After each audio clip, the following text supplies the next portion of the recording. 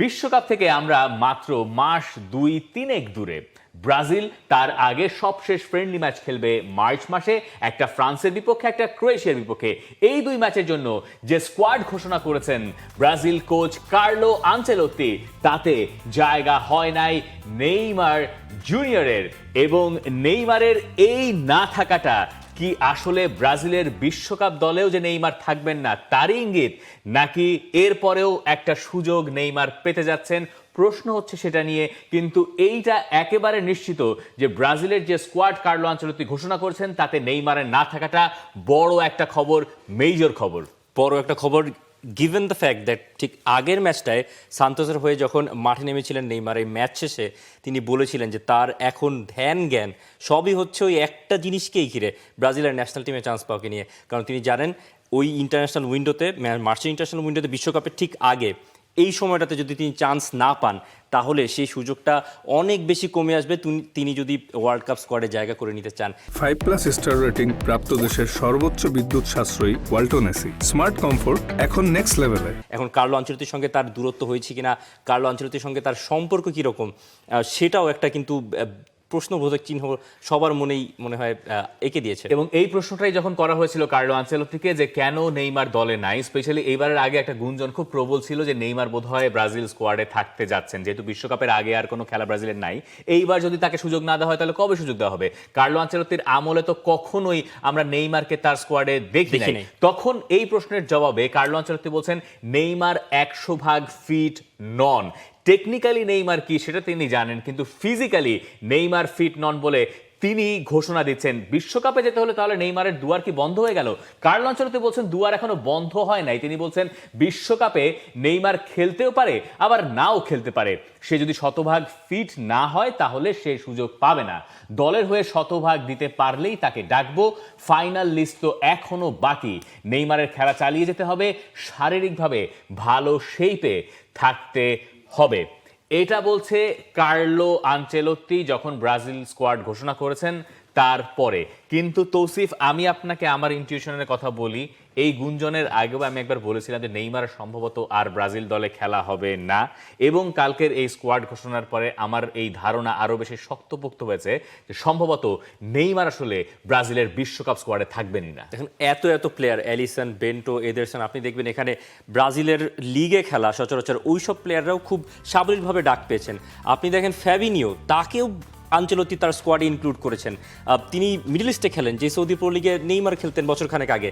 এখন প্রশ্নের বিষয় যে এত স্কোয়াডে এত নাম, কিছু নতুন নাম আছে, কিছু পুরনো নাম যারা ফিরেছেন, তাদের মাঝেও কি নেইমারকে রাখা যেত না? আপনার অ্যাটাকিং অপশনসে আপনি বুঝলাম যে আপনি ইগোর থিয়াগোকে স্টার্ট দিয়েছেন, তার প্রথম national team call up, which is a big thing for him given the fact that he's very well performing in the Premier League. কিন্তু এতগুলো ফরওয়ার্ড আপনি দেখেন, এন্ড্রিক আছেন, গ্যাব্রিয়েল মার্টিনেলি আছেন, ইগোর থিয়াগো আছেন, লুইস হেনরিক আছেন, ম্যাথিস কুনিয়া স্বাভাবিকভাবে তিনি রাখ পাবেন, রাফিনিয়া, রায়ান বোর্নমাউথের হয়ে তিনি ডেবিউ করছেন ব্রাজিলের জার্সিতে, ভিনিসিয়াস জুনিয়র, জাও পেদ্রো, চেলসি, এগুলো সব ডিজার্ভিং নাম। কিন্তু এই নামগুলোর ভেতরে যেই নামটা সবাই খুঁজছিল, যেই নামটা যখন তিনি নামগুলো পড়ছিলেন একে একে, যে গোলকিপার, তারপরে ডিফেন্ডার, ব্রাজিলিয়ান ভাষা, পর্তুগিজ ভাষা তিনি খুব সম্ভবত পড়েছিলেন।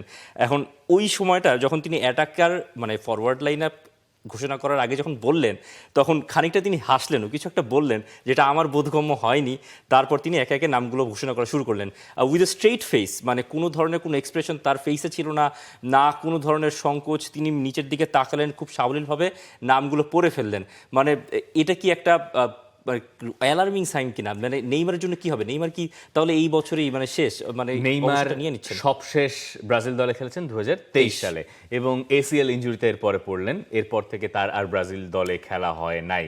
নেইমার আল হিলাল থেকে, মানে সৌদি আরবের অংশ চুকিয়ে যখন ব্রাজিলে ফিরে এলেন, তখন আমাদের এই ব্যাপারটা বোধহয় বুঝতে আর বাকি থাকলো না যে নেইমারের গুরুতর কোনো ফিজিক্যাল প্রবলেম আছে, ইনজুরি জনিত, যেটা তাকে পুরোপুরি শতভাগ নিংড়ে দিতে দিচ্ছে না মাঠে। কার্লো আনচেলোত্তি যখন একটা প্লেয়ারকে বিচার করেন তখন তিনি তার শুধুমাত্র অ্যাটাকিং অ্যাট্রিবিউটস দিয়ে হয়তো বিচার করেন না, তিনি এটা বিচার করেন যে 100% ফিট আছেন কিনা। এই 100% শব্দটা তিনি এই প্রেস কনফারেন্সে যতবার নেইমার সংক্রান্ত যত প্রশ্ন এসে সব জায়গায় বলেছেন, এবং তিনি এইটাও বলছেন যে বিশ্বকাপে কখন নেইমার খেলতে পারবেন, যখন শতভাগ ফিট হবেন নেইমার। কিন্তু প্রশ্ন হচ্ছে যে শতভাগ ফিট কি নেইমারের পক্ষে, এই নেইমারের পক্ষে আর কখনো হওয়া সম্ভব? সায়েন্টিফিক বেসিক্যালি যে পরিমাণ ইনজুরি তাকে এন্ডিওর করতে হয়েছে তার ক্যারিয়ার জুড়ে, এবং তার ক্যারিয়ারের শেষ অংশে এসে ইনজুরি তার ক্যারিয়ারটা একেবারে খাটো করে দিয়েছে। এরপরে ওই নেইমারকে কি আর শতভাগ ফিট পাওয়া সম্ভব? নেইমারকে যদি আপনি শতভাগ ফিট নাও পান, তাহলে কি তিনি সম্পদ নন? এটা কার্লো আনচেলত্তি বিচার করবেন। আনচেলত্তির কাছে হয়তো মনে হয়েছে যে 90% নেইমারকে তার প্রয়োজন নাই, তার কাছে এর চেয়ে বেটার অপশনস আছে, সেই কারণে তিনি তাকে দলে নিচ্ছেন না। আপনি নেইমারের অবস্থাটা একবার চিন্তা করুন। নেইমার সান্তোসে এসেছেন, সান্তোসে গত কয়েক মাস তিনি ধারাবাহিকভাবে পারফর্মও করে গেছেন। এমন এমন ম্যাচ গেছে যে ম্যাচগুলো লোকে দেখেছেনই নেইমার কেমন করেন এটা বোঝার জন্য। ব্রাজিলিয়ান লিগ তো আমাদের বাংলাদেশে অত লোকে দেখেন না, কিন্তু সান্তোসের খেলা অনেকেই দেখেন এইটা বিচার করার জন্য, যাতে মার্চের এই ফ্রেন্ডলি উইন্ডোতে নেইমার আছেন কি আছেন না এইটার বিচার যেন তারা তাদের দৃষ্টি থেকে করতে পারেন। তো সেই নেইমার শুধুমাত্র বাংলাদেশেই এমন আলোড়ন তোলেন তা তো না, ব্রাজিলেও ব্যাপারটা এরকম। মানে ব্রাজিলের কালকের স্কোয়াডের সবচেয়ে বড় অনেকগুলো খবর আছে, কিন্তু সেই খবর ছাপিয়ে নেইমারের না থাকার সবচেয়ে বড় খবর। এবং কয়েকটা গণমাধ্যম যদি আপনি চিন্তা করেন যে ব্রাজিল একভাবে এই ব্যাপারটা দেখছে, আর্জেন্টাইন গণমাধ্যম বলছে যে তাহলে কি বিশ্বকাপ সম্ভাবনা শেষ নেইমারের, তাহলে কি আরেকটা বিশ্বকাপ নেইমারের খেলা হচ্ছে না? একটু মনে করিয়ে দেয় যে নেইমার আসলে কে। নেইমারের গোল ৭৯টা, হাইয়েস্ট এভার ব্রাজিলের ইতিহাসের, এবং তিনি যদি দলে থাকেন তাহলে তিনি কি করতে পারেন এটা তো খুব ভালো উদাহরণ। ক্রোয়েশিয়ার সঙ্গে ম্যাচটার কথা ধরেন, মানে ব্রাজিলের সবশেষ বিশ্বকাপ ম্যাচটাই ধরেন, নেইমার সেই ম্যাচে একা একা গোল করে কোত্থেকে গোল করলেন কেউ জানেন না, নেইমার ভালো জানেন। নেইমার একা একা কাটিয়ে সবাইকে গোল করে এরপরে ব্রাজিলকে সেমিফাইনালের পথে এগিয়ে দিয়েছিলেন। পরেরটা তো আর তার হাতে নাই, হ্যাঁ পরেরটা তার হাতে আছে, পেনাল্টি স্পটে হয়তো তার যাওয়া উচিত ছিল, টাই ব্রেকারে তার যাওয়া উচিত ছিল, সে তো পুরনো কাসুন্দি, সেগুলো আর না ঘাটালাম। কিন্তু নেইমারের ক্যাপাবিলিটি নিয়ে কেউ তো কখনো প্রশ্ন তোলেন নাই। কিন্তু এই আধুনিক ফুটবলে যদি কোনো কোচ বলেন যে, এবং স্পেশালি কার্লো আনচেলত্তির মতো কোচ যার কাছে আধুনিকতাও আছে, যার কাছে পুরনো আমলটাও আছে, যার কাছে মানে এত টাইমলাইন জুড়ে তো এইরকম সাকসেসফুল কোচ আর নাই আমাদের সামনে, তাই না, কার্লো আনচেলত্তি বাদ দিয়ে।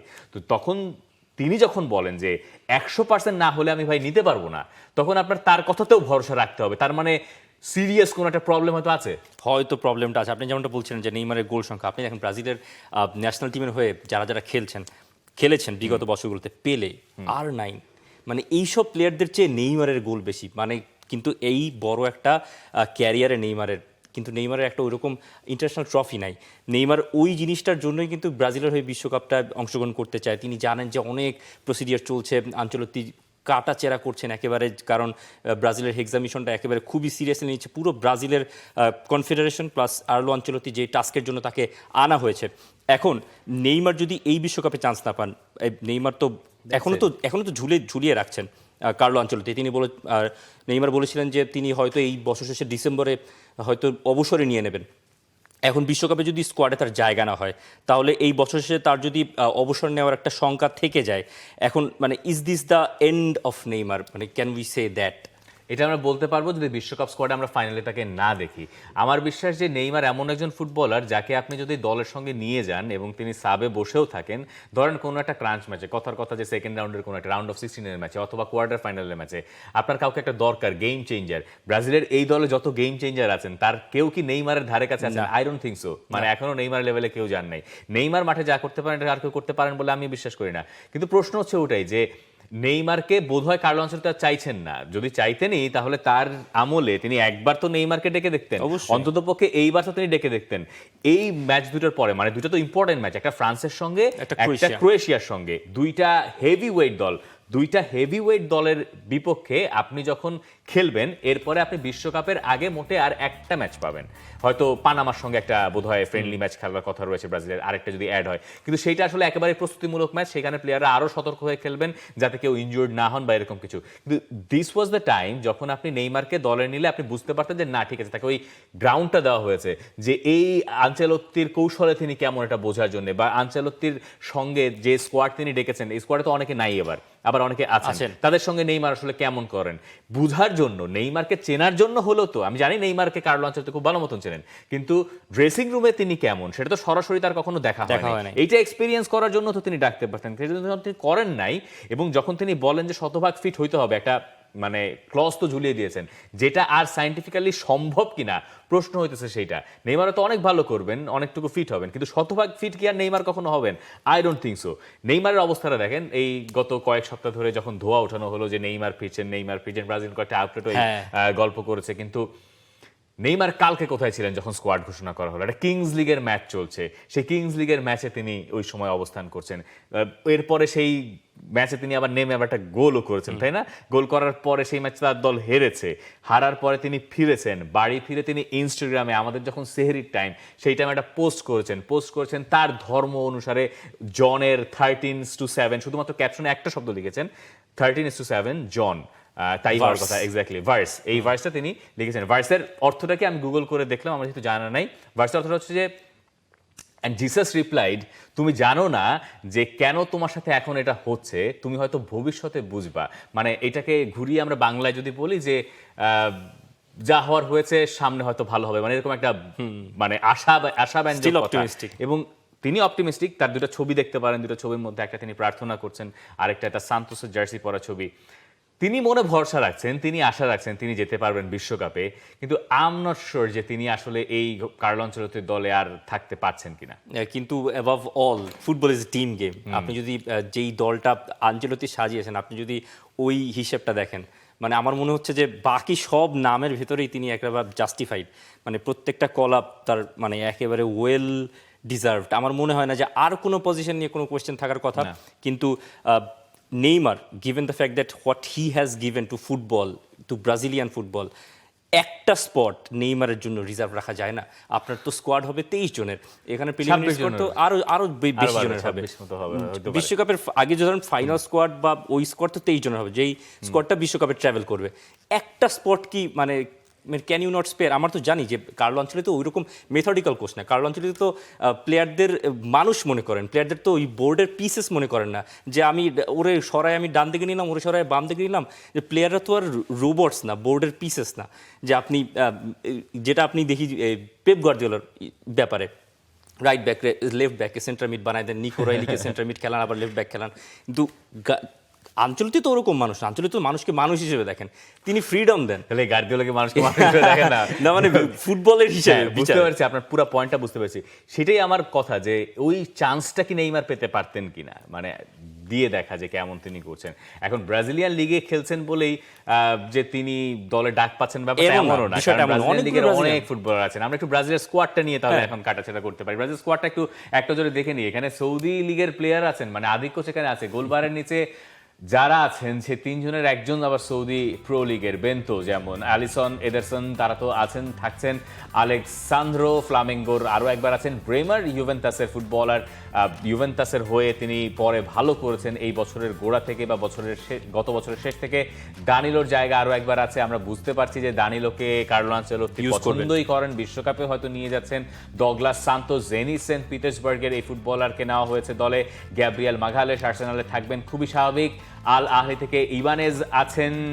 লিও পেরেইরা ফ্লামেঙ্গোর প্রথমবারের মতো ডাক পেয়েছেন লিও পেরেইরা। মার্কিনিওস পিএসজির, এবং ওয়েসলি রোমার হয়ে ওয়েসলিও ভালো করছেন। মার্কিনিওসের ফর্ম অবশ্য পিএসজিতে খুব আহামরি ভালো তেমনটা নয়, বলা যায় না। এইটা হচ্ছে মিডফিল্ডে আন্দ্রে সান্তোস। চেলসির আন্দ্রে সান্তোসকে আমি বিশ্বকাপে দেখছি, দেখছেন তো? স্টিল যদি ব্রুনো গিমারেস যদি তিনি যদি ইনজুরি কাটিয়ে ঠিকঠাক ফেরত আসতে পারেন, আন্দ্রে সান্তোস একটা অপশন হতে পারেন, অবশ্যই। মানে totally he is young, he is playing at the Premier League. আমার মনে হয় যে he will be called up in the national team. Casemiro, আপনি যেই নামটা মানে বারবার বলতে হয়, কাসেমিরো, মানে এখনো এই বয়সে তিনি যেই শার্পনেস দেখাচ্ছেন of the field, on the field, মানে এটা মাইন্ড ব্লোয়িং। মানে কাসেমিরো যদি বিশ্বকাপের এক্সামিশনে ব্রাজিলকে উতরে যেতে হয়, তো কাসেমিরোর একটা বড় একটা রোল আমার মনে হয় এখনো বাকি। ম্যানচেস্টার ইউনাইটেডের হয়ে তিনি এই সিজন শেষে ক্লাব ছেড়ে দেবেন, তার আগে এই কাসেমিরো ঝলক দেখাচ্ছেন, গোল করেছেন শেষ ম্যাচে। মানে গোল করাও যেমন সেখানে ইম্প্যাক্ট রাখছেন, তিনি তার বাইরে তার যে কাজ সেখানেও তিনি দারুণ ধারাবাহিক। এখন বোঝার উপায় নাই যে তিনি মাত্র 1 মৌসুম আগে অনেকেই ধরে নিয়েছেন তার ক্যারিয়ার শেষ। আমরা একটু ফরওয়ার্ড পজিশনে যাই। ফরওয়ার্ডে যাওয়ার আগে ফাবিনিওকে নিয়ে কথা বলি। ফাবিনিওর নামটা আমাকে আমি ভুলেই গিয়েছিলাম যে ফাবিনিও এখনো খেলছে না। আই থট যে না ঠিক আছে, সেই ফাবিনিও তো লিভারপুল পর্যন্ত, এরপরে আর কি। আমি বলছিলাম যে অনেকগুলো শো আগে যে ফাবিনিওর একটা বড় একটা রোল হয়তো হতে পারে ব্রাজিল স্কোয়াডে, given the fact that Casemiro এখন একটু অ্যাটাকিং মাইন্ডসেটের হয়ে যাচ্ছেন। একটা ভালো সিডিএম আপনার দলে দরকার। আর এনদ্রিক সবচেয়ে বড় নাম, যেটা এনদ্রিকের ফেরা। আর প্লাস হচ্ছে আমার খুব সবচেয়ে বেশি ভালো লাগছে হচ্ছে ইগোর থিয়াগোর ন্যাশনাল টিমে কল আপটা। ইগোর থিয়াগো টোটালি ডিজার্ভ করে। আপনার প্রিমিয়ার লিগের যদি টপ স্কোরিং লিস্টটা দেখেন, এর্লিং হালান্ডের পরে ইগোর থিয়াগোর নাম, ব্রেনফোর্ডের হয়ে খেলছেন তিনি, 19টা গোল, গত রাতেও তিনি উলসের সঙ্গে গোল দিয়েছেন। Igor Thiago is playing for Brazil. আমি তো দেখছি যে ব্রাজিল যখন বিশ্বকাপে যাবে, যখন প্রথম ম্যাচটা মরক্কোর সঙ্গে, তো খুব সম্ভবত মরক্কোর সঙ্গে নামবে, তখন নাম্বার 9 পজিশনে you will find Igor Thiago starting 11 yes yes. Wow wow, Joao Pedro হতে পারে, জাও পেদ্রো হতে পারে, যাও কিন্তু সেকেন্ড স্ট্রাইকার খেলবে। হ্যাঁ আচ্ছা ঠিক আছে, সেটা হতে পারে, সেটা আমরা সামনে দিনগুলোতে হয়তো মেলাবো। কিন্তু ফরওয়ার্ড লাইন নিয়ে এনরিককে নিয়ে বলি আমরা। এনরিককে আবার ফিরিয়েছেন কার্লো আনচেলত্তি। কত লিগ আতে বোধ হয় লিওতে যোগ দেওয়ার পরে 12 ম্যাচে 6টা গোল মতো আছে। শুরুর দিকে গোলের তোড় বেশি ছিল, এরপরে একটু কমেছে, কিন্তু লিওর মোটামুটি ভালো অবস্থান আছে। লিও পথ হারাচ্ছে, আবার পথ খুঁজেও পাচ্ছে। সেইখানে এনরিককে আপনি যখন দলে নিয়েছেন, সেটা কার্লো আনচেলত্তি এনরিককে খুব ভালো মতন চেনেন এবং জানেন যে ফর্মে যেহেতু ফিরেছে তাকে এখন নেওয়া যায়। তিনি সুযোগটা পেলেন, কিন্তু নেইমার সুযোগটা পেলেন না। এরপরে কিন্তু ওই আলোচনা ব্রাজিলে কিছুটা উঠবে যে তিনি আসলে হয় এটা কোচটা তাদের পছন্দের ফুটবলারকে দলে রাখবেন। আর এই ছাড়া ফ্রন্ট লাইনে আমরা কি খুব বেশি আলোচনা করতে পারি? মানে ভিনিসিয়াসের জন্য এটা দেখার বিষয় যে ভিনিসিয়াস এই ম্যাচগুলোতে কেমন করছেন, তাকে ওই দায়িত্বটা বুঝে নিতে হবে, কারণ বিশ্বকাপের সময় নাই তো আর। অবশ্যই বিশ্বকাপের সময় ভিনিসিয়াসের দায়িত্বটা বুঝে নিতে হবে, প্লাস রাফিনিয়া। আমি তো দেখি যে বার্সেলোনায় ম্যাক্সিমাম টাইম রাফিনিয়া লেফট সাইডে অপারেট করেন, কিন্তু আপনি যখন ব্রাজিলের ন্যাশনাল টিম সাজাবেন, ন্যাশনাল টিমে দেখবেন যে লেফট সাইডটাতে খুব সম্ভবত ভিনিসিয়াস জুনিয়রই থাকবেন, রাফিনিয়াকে খুব সম্ভবত রাইট উইঙ্গের রোলেই খেলতে হচ্ছে বা হবে। ওদিকে চেলসির আরও একজন প্লেয়ার, চট করে নামটা ভুলে গেলাম, জাও পেদ্রো না ওই যে উইঙ্গার, মানে কোনটার কথা বলছেন আপনি? যে সুপারস্টার উইঙ্গার লামিনী আমাদের সঙ্গে যার কম্পারিজন, এস্তেভাও। এস্তেভাও, যার কথা চট করে ভুলে গেলাম, এস্তেভাও ইনজুরির কারণে এই দলে নেই, না হতে খুব সম্ভবত তিনিও এই দলটায় থাকতেন। মানে অনেকগুলো নতুন ফেসেস। এখন আপনি যদি হিসেব করেন কার্লো আনচেলত্তির জায়গায় অন্য যে কোনো মানুষ, মানে আমার মনে হয় he has the most difficult job in the world right now. আপনার এত অপশনস, এত ট্যালেন্ট, আপনি কাকে রেখে কাকে চুজ করবেন, মানে এটাও কিন্তু একটা ধকলের বিষয়। আমার মনে হয় যে ওই দিকটা থেকে উনাকেও এই বয়সে একটু রেহাই আমরা দিতেই পারি। কার্লো আনচেলত্তি সেই রেহাই পাবেন কিনা জানি না, তবে শেষ পর্যন্ত তাকে সম্ভবত মহাকাল বিচার করবে ব্রাজিলের কোচ হিসেবে। তিনি নেইমারকে দলে নিয়েছিলেন কি নেন নাই, তিনি তারপরে সফলতা এনেছেন কি আনেন নাই তাই দিয়ে, এবং সেই ধারণায় সম্ভবত তিনি আমাদেরকে একটা পরিষ্কার ইঙ্গিত দিয়ে রাখলেন যে নেইমার বিশ্বকাপ দলে হয়তো আর থাকছেন না। ব্রাজিলের স্কোয়াড নিয়ে আপনার কাছে জানতে চাই দর্শক।